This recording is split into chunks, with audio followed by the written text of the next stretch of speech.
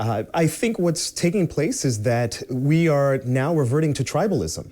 It is vastly more important to talk about my tribe versus the whole of all of America. We only look at it through the lenses of who am I, what color am I, what's my income level, what's my background, and that is all I'm interested in, worried specifically about my group of people. And as long as they fit within my desired, gender, race, etc., then I could not care less about anyone else. And CNN, regardless of whatever the president does, they merely exacerbate, his flaws. So if the financial market performs well, very little of that is reported. It's merely whatever he may have said on Twitter or policy that may have affected a specific group that may be considered marginalized, that will be played up all the more in the hopes of changing the perception of what the president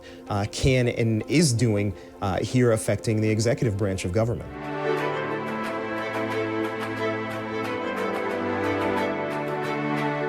We are here in America with the Herland report in order to examine what really is going on with the American culture, because there seems to be crisis all over the place. I'm speaking now to you, Woodley Auguste. You are a marketing executive and an entrepreneur, originally from Haiti.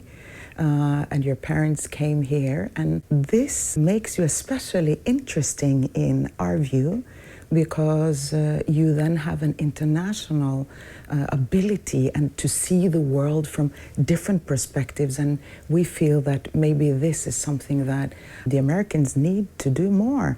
And we're talking now about President Donald Trump, because we've seen with his presidency a remarkable hatred towards the president. And the nation seems to be engulfed in such an anger and hatred, man against woman, a ravaging feminism, man-hating feminism. We have all of the sudden America, which used to be such a nation, a multicultural melting pot, now seems to think more and more in ethnic terms.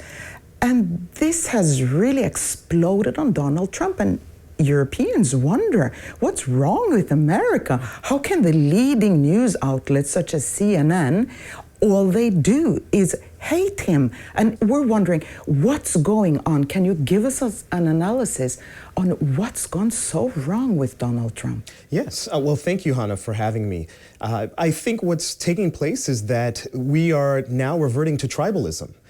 It is vastly more important to talk about my tribe versus the whole of all of America. We only look at it through the lenses of who am I, what color am I, what's my income level, what's my background, and that is all I'm interested in, worried specifically about my group of people. And as long as they fit within my desired, gender, race, etc., then I could not care less about anyone else. And CNN, regardless of whatever the president does, they merely exacerbate, his flaws. So if the financial market performs well, very little of that is reported. It's merely whatever he may have said on Twitter or policy that may have affected a specific group that may be considered marginalized, that will be played up all the more in the hopes of changing the perception of what the president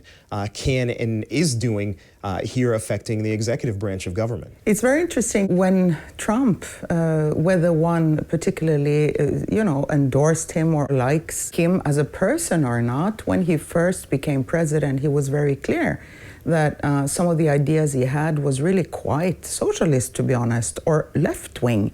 He wanted to get jobs back to America, to the working class of America. I mean, somebody who tries to care for the working class, the Detroit areas, and get manufacturing back. Secondly, he wanted to reduce the possibility of the ultra-rich in America to store all their goods in Cayman Islands, to get people and Facebook and George Soros and all of those who have all their companies over there to start paying taxes in America again. He spoke about trying to reduce the importance of the Chinese in order for the Americans to prosper, and yet everybody hates the guy. Well, it's perceived that he's, when his slogan, which was taken from Ronald Reagan, "Make America Great," many viewed, particularly non-whites, viewed it as he was only interested in a specific race of white Americans, not necessarily any other community. And President Trump is a unique individual because he doesn't follow the rules. And because there is a lack or a perceived lack of decorum, that translates into a disdain by everyone because they view him as he's not an intellectual.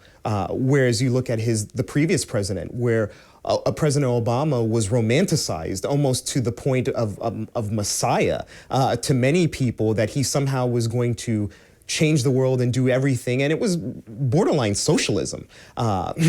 Whereas Donald Trump says, well, no, this is the antithesis of the American values. I want to do something different. But the press decried, no, that's wrong. This is somehow going to affect all marginalized communities, and there will be no improvement. You're going to suffer. Things are going to be worse. He's taking away all these things from you. When really and truly, at the core, I think he wants what everyone wants. They want to prosper. They want to experience the American dream. However, we have to ask ourselves, who is the person, who is the group that this is for, this making America great? That's the question. I've always stated that if I was an American, I definitely would vote libertarian with Dr. Ron Paul. As I did. Really? Okay, yes. I think he's so brilliant. He's got such a realistic view on the Middle East and on foreign policy. He's such a knowledgeable guy, but let me not go into hailing him. But just to add, for example, under Obama, that wall against Mexico was already ahead being built. Yes. But then once Trump comes and says, we'll build a wall, from what I understood, keep out the illegal immigrants, not against Mexicans per se. I mean, half of Mexico already lives in the United States, and the half of South America really already lives in the United States. So there's obviously many good things since everybody wants to come here.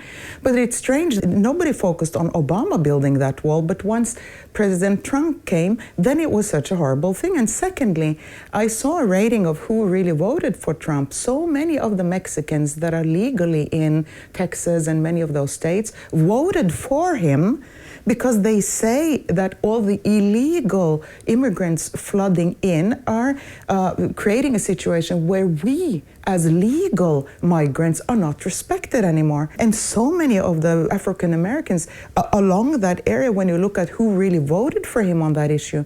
But all of this is quenched in that CNN narrative of hatred. Yes, we always have to ask ourselves, whose agenda is being pushed here? And that is where critical analysis is the foundation of everything. Asking those tough questions. Why? Why is CNN playing up all of this rather than not talking about the other things that may be going on?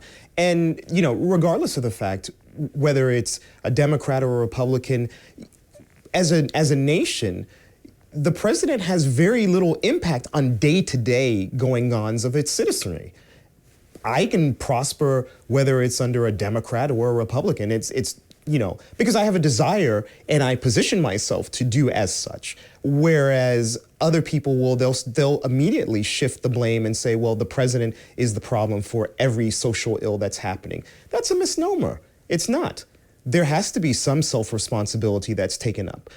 As it relates to President Trump, I think because of his language, some of his rhetoric, where it comes from a place, whether it's of ignorance to certain facts, like what he said just recently about African countries in the Caribbean, which my family is from. I'm from one of those countries he mentioned. And he made the claim and he said, well, why don't we get more people like Norway? Well, This is so interesting too, because again, the president is pulling the ethnic card, and I think that is always a mistake. Individuals should be judged on their competence, their level of willingness to work hard, rather than pulling the ethnic card.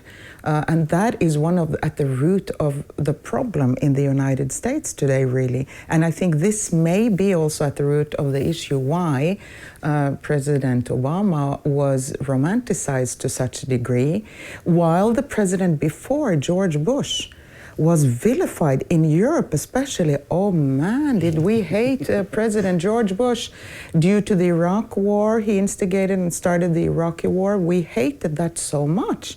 And we live much closer to the Middle East, so we see how millions of people that live in the Middle East lose their homes, are killed, and all of that. We live on the receiving end of the American bombs, to put it that way. But still, when you look at Obama, he started more wars and engaged in more wars than George Bush ever did, but Correct. Nobody spoke about that. No. Look at all the using of drones in Pakistan. They're killing regular families on the way to work or back in Kandahar and many places. Look at the situation in Yemen. We're not going to go into the Middle Eastern issues right here, but we're just addressing, the simple fact that there's just so many issues here that pop out of the fact that ethnicity now is at the core of it, as also Donald Trump's comment illustrates. Absolutely. His comments illustrate that there is a level of ignorance that takes place. And to your point about with President Obama, when those strikes went out, I think most Americans resigned themselves to believe somehow that this was not impacting the world, because it became almost nebulous because there were drones involved. There weren't American soldiers. There weren't American military that was involved. It was very removed because, well, it's a drone. It's a plane that's unmanned, so it doesn't really count. When it does count, it certainly does, because people are dying. And it's a strange thing, too, when you look at Norway. Almost half of the workforce in Norway are on welfare. We have spent and used our billions and billions of dollars oil revenue. We have funneled it into a system of benefits so that almost half of the Norwegian workforce now is on benefits. And we've done the exact opposite, as, for example, the Arab Emirates and many of the small nations also in the Far East. Once they found the oil, they said, okay, how can we use the oil to create something great here? And they did not funnel it into a benefit and a welfare system, but rather they built their countries up using that money into a strong workforce. Yes. And it's an irony that what Trump really asks for is for a nation like Norway with all its welfare recipients to come to the U.S. Is it that? Or would he prefer to have the young people from Africa and the African elites who live here mostly, to come and really do an excellent work in the United States? If I was him, I would much rather pick the African elites rather than the Norwegians on welfare. Correct. Well, I read a recent report that said just in Kenya, the standard of living, because there's so many postgraduate workers there, is much higher than here in the United States. Throughout the diaspora, you have Africans, you have those from the Caribbean that immigrate to countries like the United States, and they immediately contribute. Growing up, my family never collected welfare. In fact, I distinctly remember my parents saying, "We don't want anything from the government. We'll do it ourselves." Now, that's a interesting comment coming from immigrants, not saying that they want a handout, but will come and work. Here in Miami, you have a large population of Haitians. Many of them first generations, they come here, they don't speak English. They'll work jobs, menial jobs, and then their children will grow up here as Americans, and they immediately will step up even higher than their parents' economic standard. They'll increase that subsequently, and that's why I think many people were offended. Instead of asking themselves, they just listened to one comment and said, "Well, President Trump hates all of these people, and he hates people of color." And instead of examining and saying, "Well, yes, there are some problems in our countries. That's why many of us left. However, the delivery is part of the issue that I think many have with President Trump. It's how the communication was submitted, how it went forth. What we say in Europe, or many say in Europe, is that the sorry, let's say, state of affairs in the U.S. and the decadence, the American decadence, the America is not what it used to be, is reflected also in the choice of Trump. Yes. It's a choice that also stems from the problematic situation that your country, America, really is in. Mm-hmm. Agreed, because I think that, again, there's a romanticization of the quintessential American. There's a certain bravado or a gravitas that's present into what America is supposed to be. There's a swagger that comes along with it. And because as Americans, we love entertainment. I think when Donald Trump first decided to run for public office, people were enamored by it because if you look back at the history, many people really, were enthralled with President Trump when he was a reality star. He had money, he had power, he had fame, he had women, all those things that, lived a very excessive life, all the opulence in his home. And Americans really enjoyed that till he decided to run for office. And then they saw some of his political agenda or heard some of his political agenda and said, well, wait a minute, we don't want that. Well, then we have to look at ourselves. There has to be a moment of introspection and saying, well, if that's the case, then how did we allow this to happen? When you compare, for example, the United States and China now, I mean, China has surpassed the U.S. in, many ways now. When you go to the Chinese and the Asian airports, they're wonderful. And when you come to the United States, it's like coming to the 1970s. When you look at the Chinese system, for example, President Xi, in order to become president in China, you have to have 40 years or 30 years of political education, yes, academic education. But here in the United States, it's more like some of the South American countries where a football star now becomes president because, yes, everybody votes for him.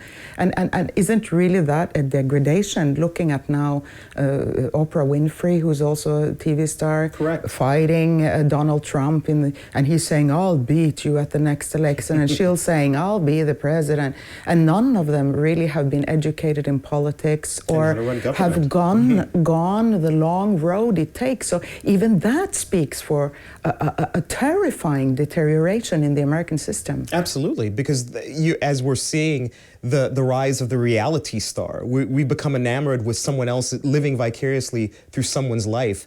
And just a few years ago, when another musician said, well, I'm going to run for office, and people were immediately saying, this could be true. Could this musician, this popular musician, now become the next president of the United States?